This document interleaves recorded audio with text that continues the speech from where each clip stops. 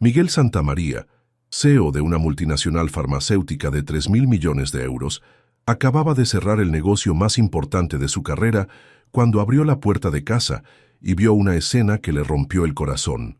El pequeño Lucas, de 4 años con diagnóstico de autismo severo, estaba dando sus primeros pasos de su vida. Pero en lugar de correr hacia el padre que no había visto en una semana, el niño se dirigió tambaleándose hacia Carmen, la empleada doméstica colombiana de 40 años que trabajaba para ellos desde hacía apenas 6 meses. Los brazos de Miguel, abiertos para recibir el milagro que había esperado durante años, se quedaron vacíos mientras su hijo se refugiaba en el abrazo de esa mujer que ganaba en un mes lo que él facturaba en una hora. Carmen tenía los ojos llenos de lágrimas y amor puro, mientras Miguel sintió el peso de una verdad devastadora.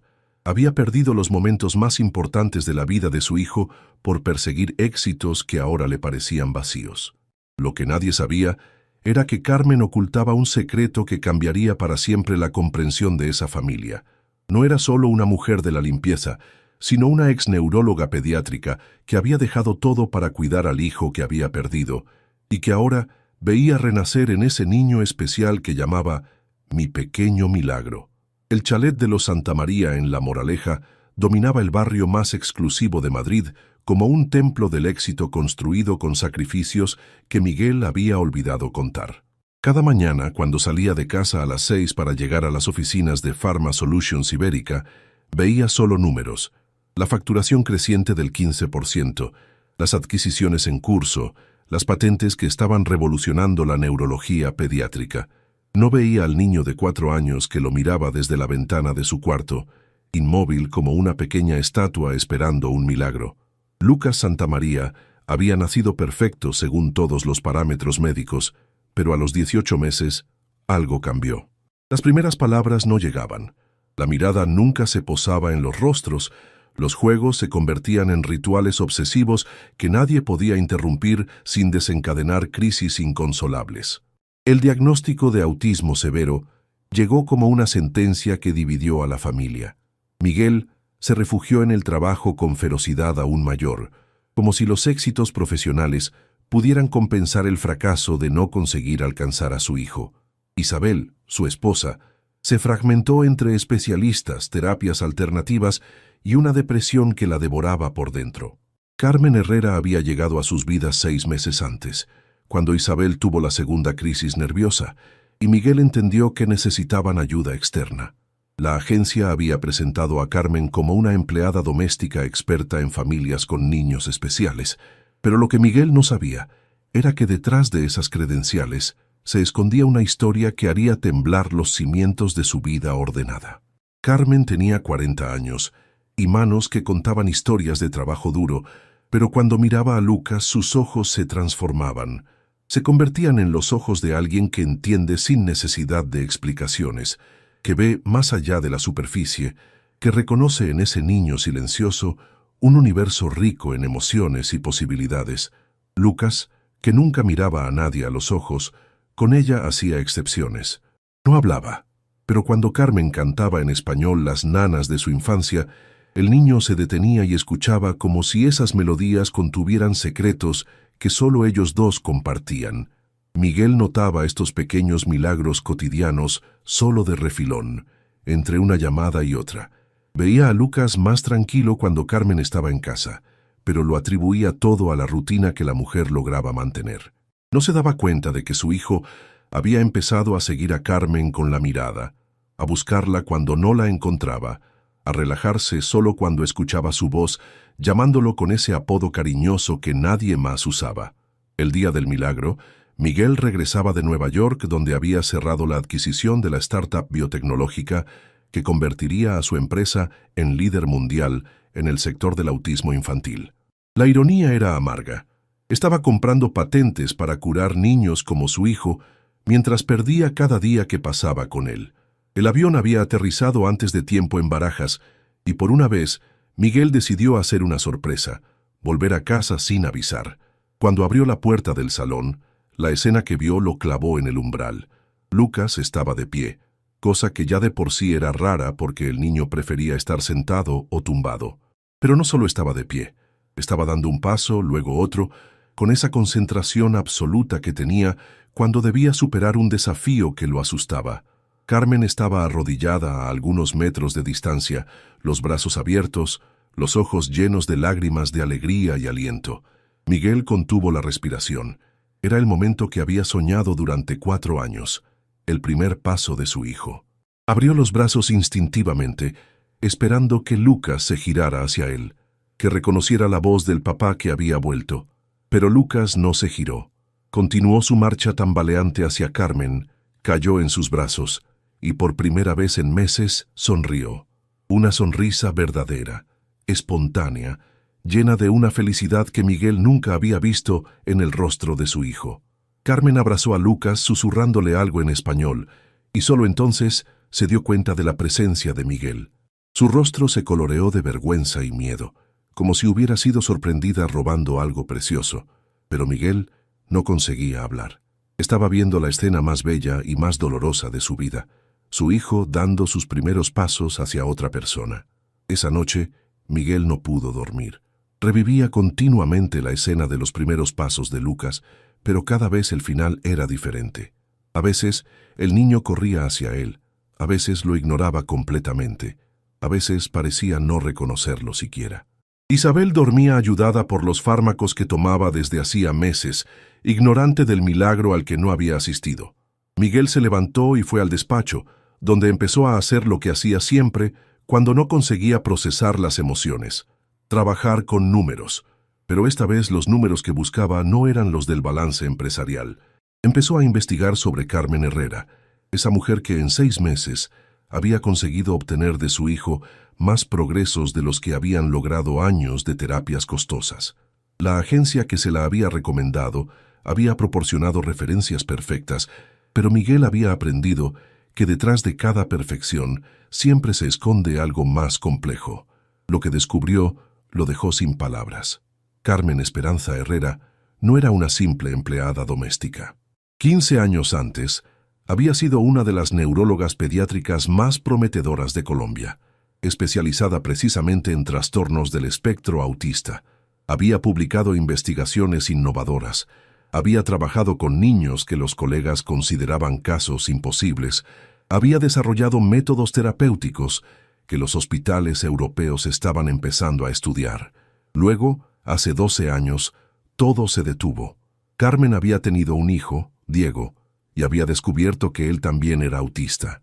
Pero a diferencia de Miguel, que podía permitirse las mejores curas del mundo, Carmen vivía en un país donde el autismo seguía considerándose una vergüenza familiar, donde las terapias costaban más de lo que un médico ganaba en un año, donde los niños diferentes a menudo eran escondidos por las familias. Carmen había vendido todo para curar a Diego: la casa, el coche, incluso los instrumentos médicos. Había dejado el hospital donde trabajaba para dedicarse completamente a su hijo, transformando su propia casa en un laboratorio de terapias experimentales. Durante 5 años, había luchado sola, aplicando en Diego las técnicas más avanzadas que conocía, inventando nuevas cuando las tradicionales no funcionaban. Los progresos habían sido lentos pero constantes. Diego había empezado a hablar, a jugar, a sonreír. Carmen documentaba todo.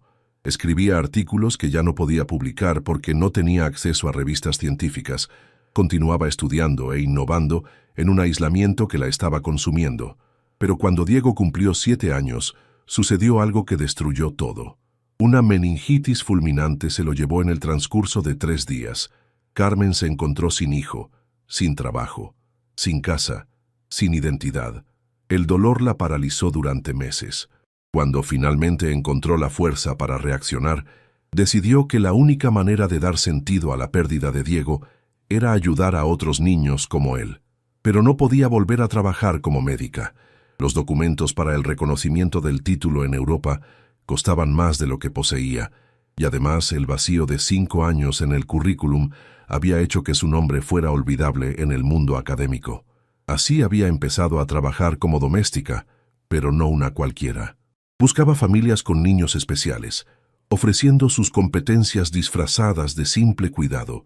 En 8 años, había trabajado con 23 familias en toda Europa, siempre con contratos breves, siempre usando nombres ligeramente diferentes para no ser rastreada. Cada niño que ayudaba era un pedazo de Diego que volvía a vivir.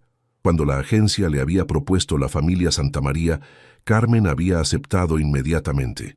La descripción de Lucas le había recordado a Diego a la misma edad, inteligente pero inalcanzable, dulce pero prisionero de un mundo que solo él podía ver. Había llegado a Madrid con la intención de quedarse pocos meses, justo el tiempo de dar a Lucas las herramientas para empezar su camino. Miguel terminó de leer el dossier que su investigador privado había compilado a las 4 de la madrugada. Cada página era una revelación que lo golpeaba como una bofetada. Esa mujer a la que pagaba para limpiar los suelos era una científica que había sacrificado la carrera por amor. Había perdido un hijo y ahora estaba salvando al suyo, usando metodologías que él mismo financiaba a través de su empresa, pero que nunca había pensado aplicar en su propia casa. La mañana siguiente, cuando Carmen llegó para empezar el turno, Miguel ya estaba despierto esperándola en la cocina. Ella lo vio y entendió inmediatamente. En los ojos de ese hombre había la misma expresión que había visto demasiadas veces: el descubrimiento, la rabia, el miedo de haber sido engañado. Se preparó para el final de la que había sido la misión más bella de su vida, pero en lugar de las palabras de despido que esperaba, Miguel le hizo una pregunta que la desconcertó completamente. Quería saber qué estaba haciendo mal con su hijo, no como patrón que exige respuestas, sino como padre desesperado que finalmente había entendido que no sabía nada de la persona más importante de su vida.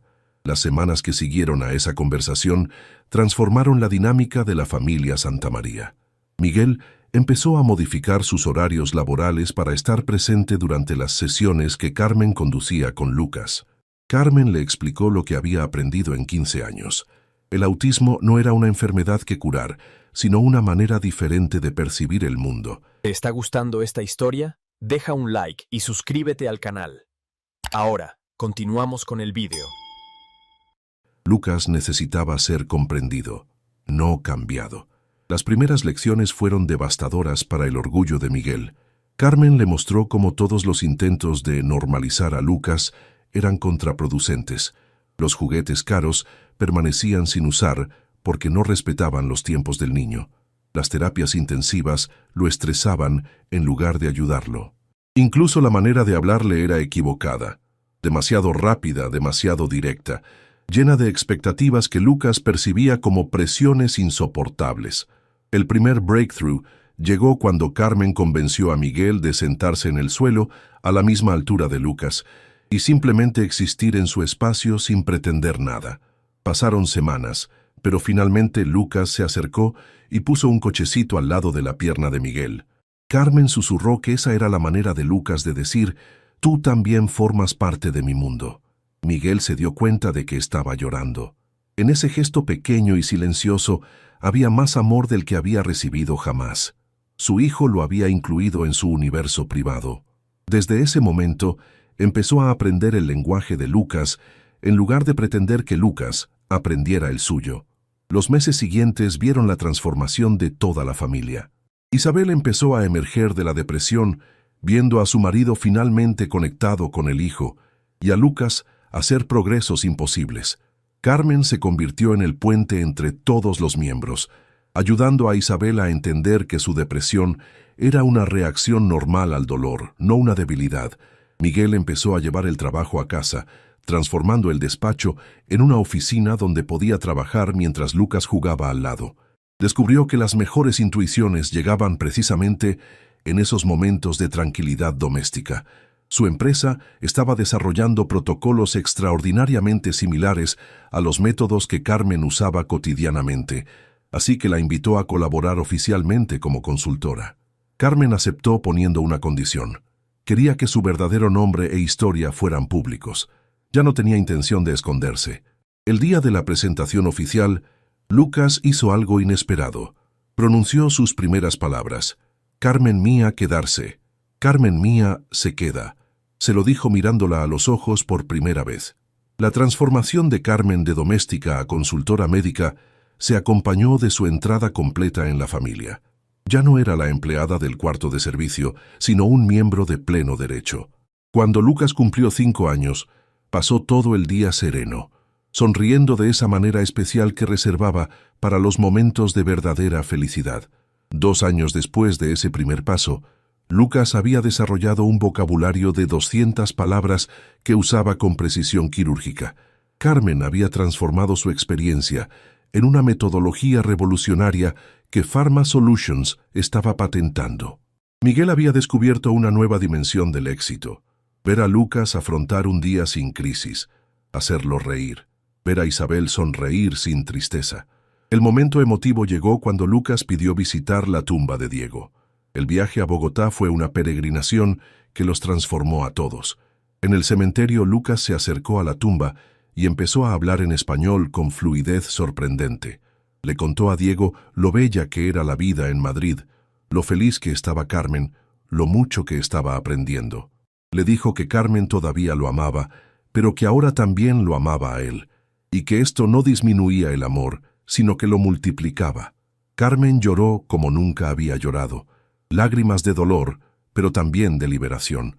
El vuelo de regreso fue diferente. Carmen ya no era la mujer que huía del dolor, sino la que había aprendido a llevarlo transformándolo en amor. Lucas empezó la escuela en una clase donde Carmen había formado a los profesores, convirtiéndose no solo en estudiante, sino en ayuda para otros niños especiales. 5 años después de ese primer paso que lo cambió todo, la familia Santamaría se había convertido en un símbolo de esperanza para miles de familias en toda Europa. La metodología desarrollada por Carmen había sido implementada en más de 200 centros especializados y el protocolo Santa María Herrera era considerado la terapia más eficaz para el autismo infantil jamás desarrollada. Pero el éxito profesional era solo un reflejo de la transformación más profunda que había involucrado a todos como personas. Lucas, ahora de 9 años, era un niño que afrontaba la vida con una conciencia de sí mismo y una seguridad que muchos adultos le envidiaban. No estaba curado del autismo, concepto que Carmen siempre había combatido, sino que había aprendido a navegar por el mundo usando sus características neurodivergentes como puntos fuertes en lugar de obstáculos. Hablaba 3 idiomas con fluidez, tenía una memoria fotográfica que le permitía recordar cada detalle de las personas que amaba y sobre todo había desarrollado una empatía profunda hacia cualquiera que se sintiera diferente o excluido. En el colegio se había convertido en el defensor natural de los niños más frágiles, y los profesores a menudo se dirigían a él cuando debían mediar conflictos o ayudar a alguien a integrarse en el grupo. Miguel había revolucionado no solo su enfoque de la paternidad, sino también su filosofía empresarial. Pharma Solutions se había convertido en una empresa B Corp que medía el éxito no solo en términos de beneficios, sino de impacto social. Había donado el 60% de sus acciones a una fundación que garantizaba terapias gratuitas para niños autistas en familias de bajos ingresos, transformando lo que había nacido como un negocio en una misión de vida. Isabel había completado los estudios para convertirse en terapeuta familiar, especializándose en ayudar a madres de niños especiales que atravesaban las mismas crisis que ella había vivido. Su camino personal de curación se había convertido en un faro para otras mujeres que se sentían aplastadas por el sentimiento de culpa y la inadecuación. Había escrito un libro, Madre de un niño especial, de la desesperación a la gracia, que se había convertido en un bestseller traducido a 15 idiomas. Carmen había obtenido el reconocimiento oficial de su título de estudios y había abierto el primer centro internacional para las neurodivergencias familiares. Pero siguió viviendo con los Santamaría, ya no como empleada, sino como miembro de la familia en todos los sentidos. Tenía una relación con el Dr. Martínez, un colega psiquiatra que compartía su pasión por ayudar a niños especiales, pero había elegido mantener su independencia emocional y su dedicación primaria a la familia que había contribuido a crear. El momento que selló para siempre su vínculo llegó durante una conferencia internacional sobre autismo, cuando Lucas subió espontáneamente al escenario para agradecer a Carmen el discurso que acababa de pronunciar. Ante 2000 especialistas de todo el mundo, El niño habló con una madurez que dejó a todos sin palabras. Contó cómo Carmen había llegado a su vida como un ángel disfrazado de mujer de la limpieza, cómo le había enseñado que ser diferente no significaba estar equivocado, cómo había salvado no solo a él, sino a toda su familia. Pero sobre todo, dijo algo que hizo llorar a la mitad del auditorio, que Carmen le había enseñado que el amor más grande es el que no pide nada a cambio, que crece cuando lo compartes y que puede curar heridas que parecen incurables. Esa noche, en el restaurante donde celebraban el éxito de la conferencia, Lucas le hizo a Carmen una pregunta que nadie esperaba: si estaba feliz de haber perdido a Diego para poder encontrarlos a ellos. Carmen permaneció en silencio durante largos minutos, luego respondió con una sabiduría que solo el dolor transformado en amor puede enseñar. Dijo que no estaba feliz de haber perdido a Diego y que nunca lo estaría, pero estaba infinitamente agradecida de que el dolor de esa pérdida la hubiera llevado hasta ellos, de que el amor por un hijo muerto se hubiera transformado en amor por un hijo vivo, de que la desesperación de una madre se hubiera transformado en la esperanza de toda una familia. Añadió que Diego seguía viviendo a través de cada niño que ayudaba, a través de cada familia que sanaba, a través de cada momento de alegría que compartía con Lucas. No era reencarnación o espiritualismo, sino la simple verdad de que el amor nunca muere, se transforma y se multiplica, pasa de una persona a otra como una llama que enciende otras llamas sin apagarse nunca. 10 años después de ese primer paso hacia Carmen, Lucas se graduó con matrícula de honor en el instituto y decidió estudiar neurociencias para continuar el trabajo que Carmen había comenzado. En su discurso de graduación ante compañeros y familias, contó su historia sin vergüenza ni autocompasión. Dijo que ser autista le había enseñado a ver el mundo con ojos diferentes, a notar detalles que otros perdían, a sentir emociones con una profundidad que a menudo era dolorosa pero siempre auténtica. Habló de Carmen, la mujer que había transformado su diferencia de condena en don, que le había enseñado que no tenía que cambiar para adaptarse al mundo, sino que el mundo debía aprender a acoger sus características únicas.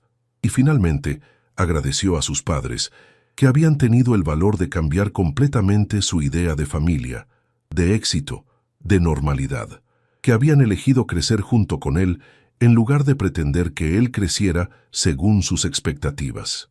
Esa noche, en el chalet de La Moraleja, que ya no era un templo del éxito, sino una casa llena de amor, la familia Santamaría Herrera celebró no solo la graduación de Lucas, sino también el milagro que habían construido juntos. Carmen miró a ese chico extraordinario, al que seguía llamando mi pequeño milagro, y supo que Diego, donde quiera que estuviera, estaba orgulloso del hermano que nunca había conocido, pero que llevaba adelante su herencia de bondad. El primer paso de Lucas no había sido hacia su padre, sino hacia la mujer que le había enseñado a caminar en la vida, y esa elección, que había roto el corazón de Miguel 9 años antes, había resultado ser el primer paso hacia una familia más bella, más fuerte, más verdadera de cualquier cosa que hubieran imaginado posible. Porque a veces el amor más grande llega cuando menos te lo esperas, se esconde detrás de máscaras inesperadas y transforma lo que parecía ser el final en un nuevo y maravilloso comienzo. Dale me gusta si crees que la familia se construye con amor, no solo con sangre. Comenta qué momento te llegó más al corazón.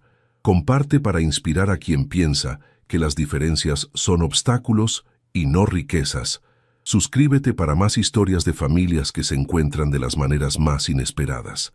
A veces, los primeros pasos más importantes no son hacia quien nos espera, sino hacia quien supo esperar. A veces, el amor más puro llega disfrazado de necesidad cotidiana. Y a veces las personas que creemos haber contratado para ayudarnos terminan salvándonos el alma, porque la verdadera familia no es en la que naces, sino la que eliges construir cada día con paciencia, dedicación y amor incondicional.